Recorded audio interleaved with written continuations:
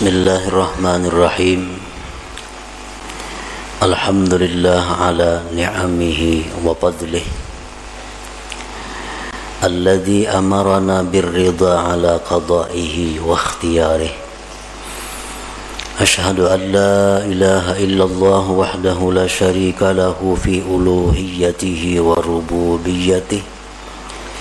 Wa ashhadu anna sayyidana Muhammadan abduhu wa rasuluhu khairu khalqih. Sallallahu wa sallama ala sayyidina wa maulana Muhammadin nuri arsyih wa ala alihi wa ashabihi wa dhurriyyatihi wa atba'ih, amma ba'du. Yang kita hormati dan kita cintai para habaib, para alim ulama, muhibbin, hadirin, hadirat, rahimakumullah. Pertama-tama kita memanjatkan puji dan syukur kehadirat Allah Subhanahu wa ta'ala yang telah mengumpulkan kita bersama-sama di majlis yang penuh berkah ini. Dan semoga Allah selalu mengumpulkan kita di dalam tempat-tempat kebaikan dan takwa. Kemudian kita juga mengucapkan, menghaturkan puji dan syukur kehadiran Allah Subhanahu wa ta'ala yang mana sampai saat ini kita masih digolongkan dalam golongan orang-orang yang menuntut ilmu. Dan kita mohon doa kepada Allah agar sampai akhir hayat kita dimasukkan dalam golongan orang-orang yang menuntut ilmu. Salawat dan salam tidak lupa kita haturkan kepada junjungan kita Nabi besar Muhammad sallallahu alaihi wasallam dan kepada seluruh keluarga, para sahabat, zurriyat dan pengikut beliau sampai hari kiamat nanti. Para muhibbin rahimakumullah, al-hikmatu tasi'ata asyrata minal hikamil ataiyah. Qala al-imam Ahmad ibnu Athaillah as-Sakandari rahimahullah wa nafa'ana bi'ulumi.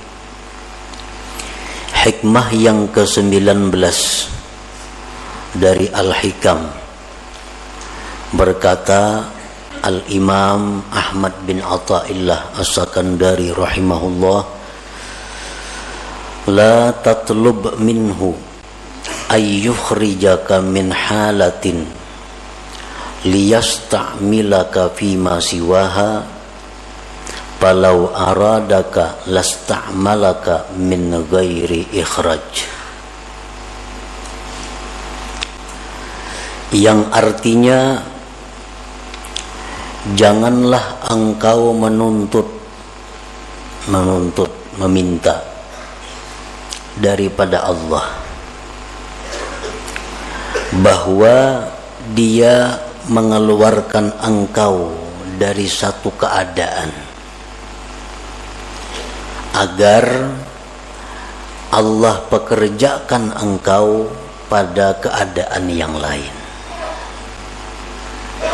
Jikalau Allah menghendaki engkau, niscaya Dia pekerjakan engkau tanpa melalui menuntut dikeluarkan. Itulah kurang lebih artinya hikmah yang ke-19 ini. Adapun penjabarannya adalah,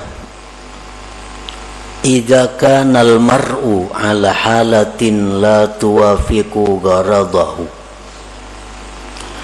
la yanbaghi lahu ay yuridal khuruja minha bi nafsihi bi ay yatluba minhu subhanahu ay yukhrijaha minha li'anna hadha min at-takhir 'ala Allah subhanahu wa ta'ala, bal yanbaghi lahu husnul adab ma'ahu wa isaru muradihi ala ikhtiyarihi. Apabila adalah seorang hamba atas satu keadaan yang mana keadaan itu tidak sesuai dengan yang dimaksudnya.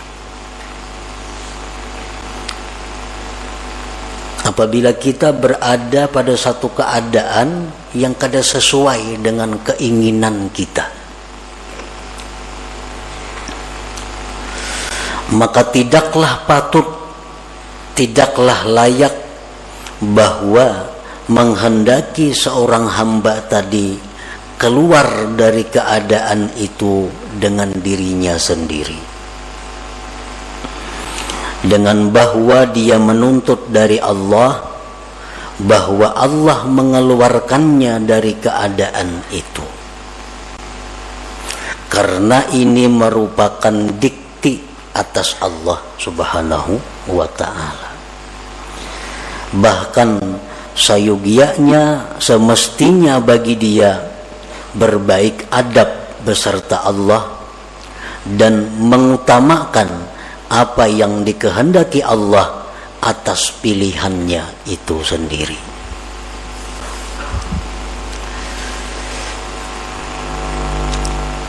Illa idza kanat haluhu, kecuali apabila keadaannya itu ghaira mardiyyin lillah subhanah, kecuali bila keadaannya itu tidak diridai oleh Allah. Au aikatan min wazaifihi diniyah wal amali bil a'mali shalihah, atau keadaan itu mencegah dia dari tugas-tugas keagamaannya dan beramal dengan amal-amal saleh, maka boleh bagi dia meminta kepada Allah bahwa Allah keluarkan dia dari keadaan yang demikian itu. Fahuwa min alamati ma'rifatil abdi bi rabbih subhanahu wa ta'ala, maka itu merupakan tanda ma'rifatnya seorang hamba dengan Allah subhanahu wa ta'ala.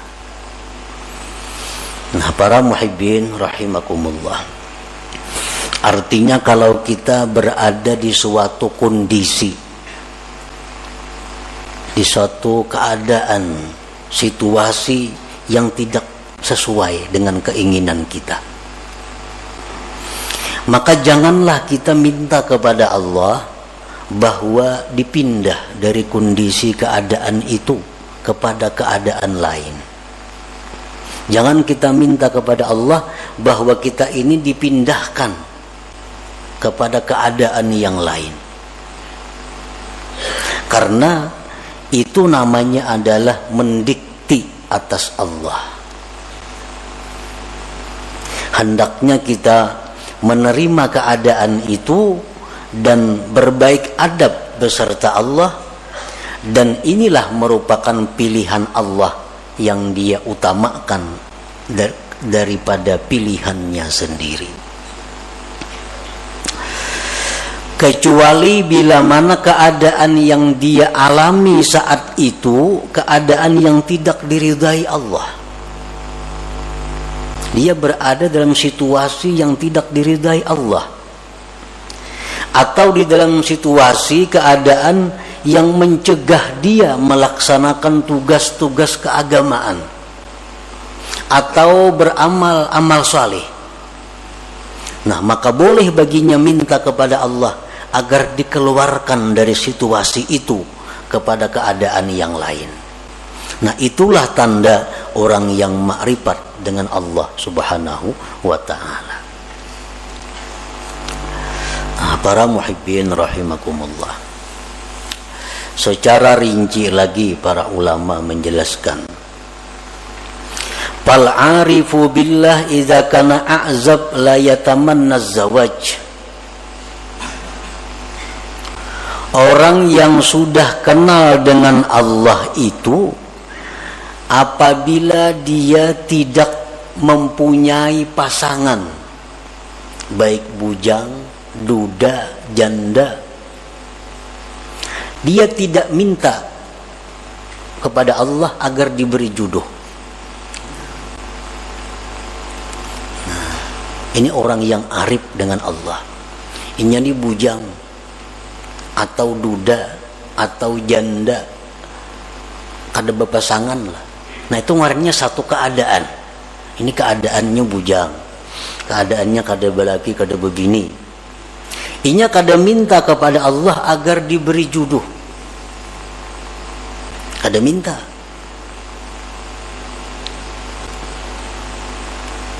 Bahkan dia kelola itu keadaan dengan adab yang baik beserta Allah Subhanahu wa ta'ala.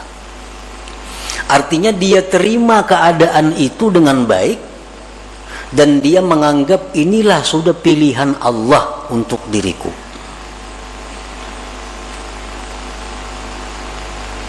Nah, kecuali keadaan itu, keadaan membujang atau kada berpasangan tadi sudah mengganggu dia daripada ibadah kepada Allah. Sudah mengganggu dia untuk menjalankan tugas-tugas wirid-wiridnya. Ini orang kada berpasangan, banyak godaan-godaan, timbul kadang-kadang pikiran syahwat. Nah, dan keadaan itu terus mendesak sehingga membuat dia gelisah, membuat dia sembahyang kada khusyuk lagi, membuat wirid-wiridnya terlantar karena menahan godaan-godaan ini. Nah, kalau sudah demikian halnya, dia boleh minta kepada Allah agar diberi pasangan hidupnya. Nah, selama ibadahnya teratur baik, selama dia bisa menjaga diri dari hal-hal yang diharamkan, dia tidak akan minta jodoh kepada Allah, karena itu menganggap sudah pilihan Allah yang terbaik bagi dirinya. Nah, itu contoh orang bujang atau duda janda nang ma'rifat kepada Allah Subhanahu wa ta'ala. Jadi kadang minta jodoh lawan Tuhan, apalagi mencari jodohan manusia ke situ kamari. Lawan Tuhan aja kadang minta jodohnya.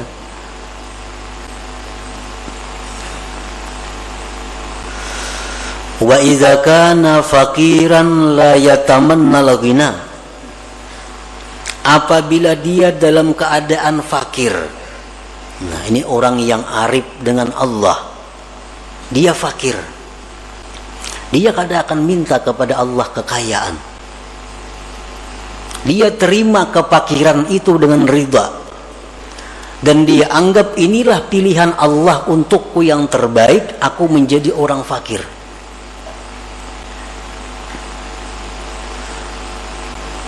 Nah, kecuali apabila sudah kefakiran itu membuat dia terganggu ibadah kepada Allah, apabila kefakirannya itu sudah menghalanginya berbuat amal-amal yang saleh, nah maka di saat itu dia bisa memohon kepada Allah agar dipindah daripada orang fakir menjadi orang yang berada atau orang kaya.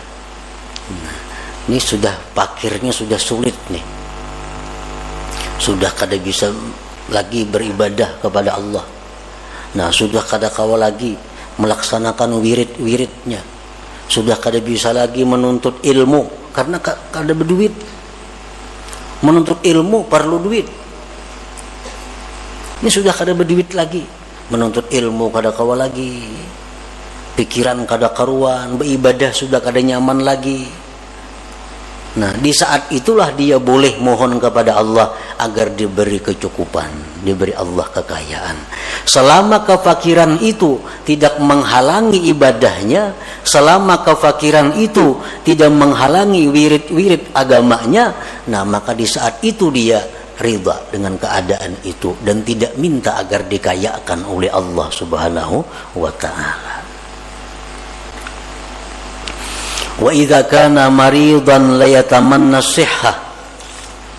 Apabila dia sakit, dia tidak ingin sihat. Dia tidak ingin sihat. Ini sakit, tapi dalam keadaan bisa melaksanakan tugas-tugas keagamaan, bisa beramal saleh, sakit ini tidak akan diusahakan untuk disembuhkan, dan dia tidak akan minta kepada Allah kesembuhan.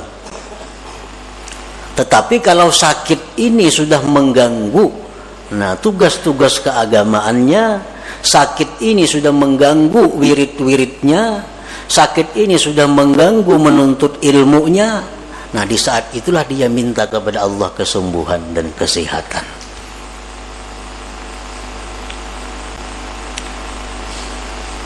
Nah demikian antara lain contoh-contohnya.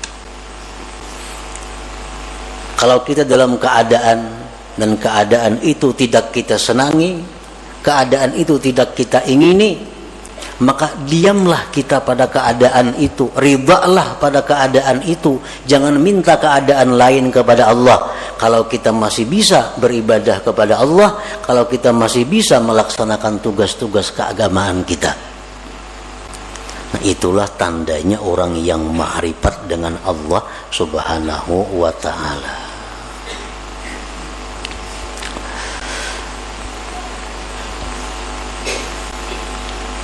Wa idza kana mutazawwijan la yatamanna al-firaq.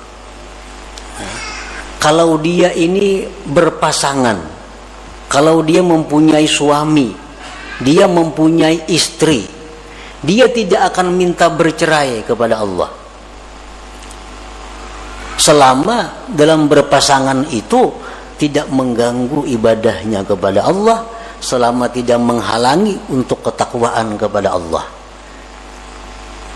Ini beisi bini nang sulit diurus. Ada kadang-kadang manusia diuji Tuhan dengan itu. Ada si bini-bini beisi laki nang susah, nang sulit diurus. Nah ini satu keadaan.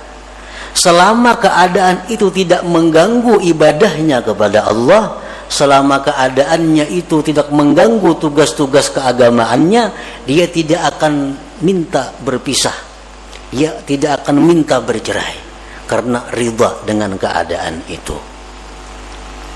Nah tetapi kalau keadaan seperti ini sudah membuat seorang istri menjadi durhaka, kalau keadaan ini sudah membuat seorang istri jadi berdosa, nah maka seorang istri ini boleh minta kepada Allah agar dicarikan jalan keluar untuk bercerai dengan suami itu. Nah demikian pula suami, kalau sudah keadaan istri demikian membuat suami ini maksiat kepada Allah, membuat suami ini kada bisa lagi beribadah karena bini macam-macam. Nah di saat itulah suami minta kepada Allah diberi jalan keluar agar bisa bercerai dengan pasangan ini. Nah para muhibbin rahimakumullah, karena tidak sedikit seorang istri gara-gara suami dia menjadi maksiat kepada Allah, dan tidak sedikit seorang suami gara-gara istri jadi maksiat kepada Allah. Dan ini sudah terjadi sejak zaman Rasulullah sallallahu alaihi wasallam. Ada salah seorang sahabat yang begitu hendak mati kada bisa mengucap la ilaha illallah. Kenapa sebabnya?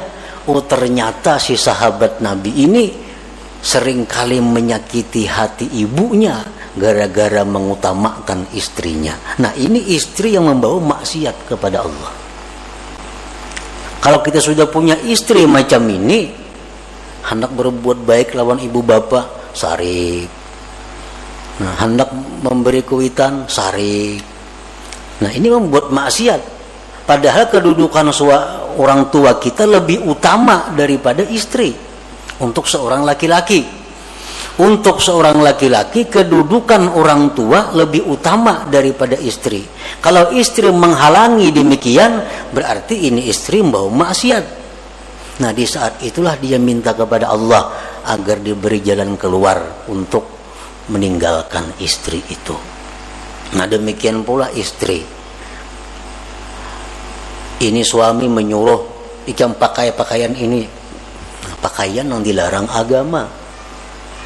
Kada dituruti sarik laki ini, ikam mustika ini, ikam mustika itu, perintah-perintah laki ini bertentangan lawan agama. Nah, berarti ini istri dalam keadaan yang tidak diridhai Allah. Kenapa? Karena menuruti laki jadi maksiat lawan Tuhan. Kadang menuruti sarik na laki. Nah, di saat itu seorang istri boleh minta kepada Allah agar diberi jalan keluar berpisah dengan suami itu. Nah, para muhibbin rahimakumullah. Jadi fal aqil ya'rif anna gharada khalqihi ala ibadatu wal ma'rifah kama qala Allah ta'ala wa ma khalaqtul jinna wal insa illa liya'budun. Fa ayyu syai'in ya'uqul ibadah wal ma'rifah yatlubu minallahi ta'ala ay yukhrijahu minhu wa ma la fala. Orang yang berakal dia mengetahui bahwa tujuan diciptakannya dia itu untuk ibadah. Orang yang berakal itu mengetahui bahwa tujuan Allah menciptakan dirinya itu untuk mengabdi kepada Allah. Allah berfirman, tidak aku ciptakan jin dan manusia melainkan untuk menyembah, mengabdi, beribadah kepadaku. Nah, maka sesuatu apapun yang menghalangi ibadah dan ma'rifat, maka dia akan minta kepada Allah dikeluarkan daripada keadaan itu. Nah, para muhibbin rahimakumullah. Jadi Allah menciptakan kita ini adalah untuk beribadah kepada Allah. Dan kita kada bisa beribadah kepada Allah kalau kada punya sarana dan prasarananya. Allah sediakan kita ini usaha. Allah sediakan kita pekerjaan. Allah sediakan kita macam-macam. Untuk apa? Agar semua itu membawa kepada ibadah. Nah, itu tujuan hidup yang diketahui oleh orang yang berakal. Lalu apapun pekerjaan, apapun keadaan yang menghalangi tujuannya itu ibadah, dia akan mundur dari keadaan itu dan berpindah kepada keadaan yang lain.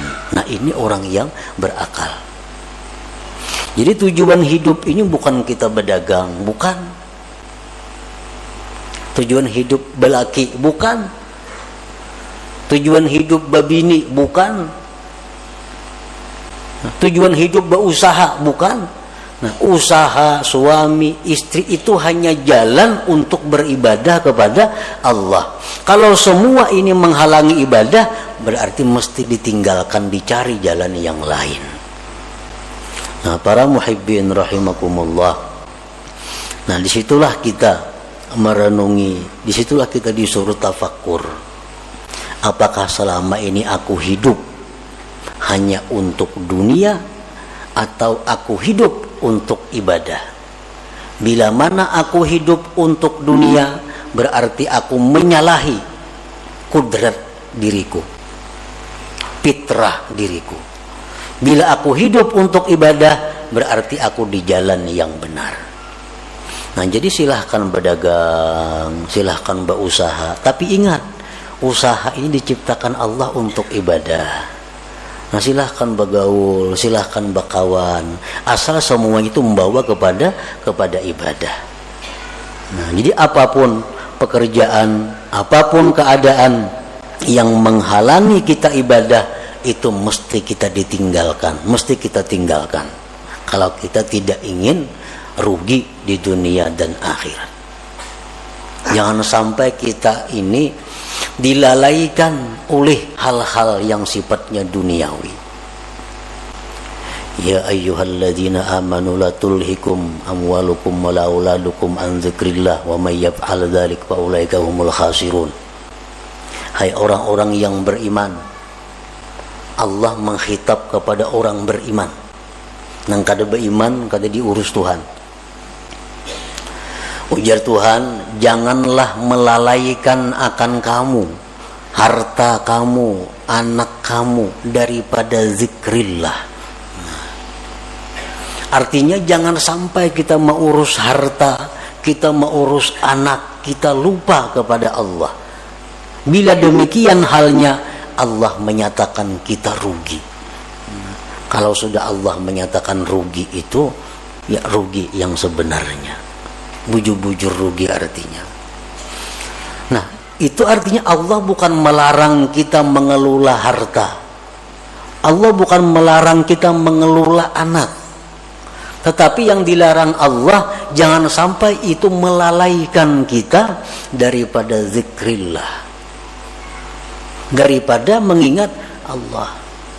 Karena mau urus harta kada tersembahyang, karena mau urus harta sembahyang taqadha, karena mau urus harta kada tersembahyang sunat, karena mau urus harta kada tersembahyang tahajud, karena mau urus harta kada sempat menuntut ilmu. Nah, ini yang dikatakan rugi, ujar Tuhan.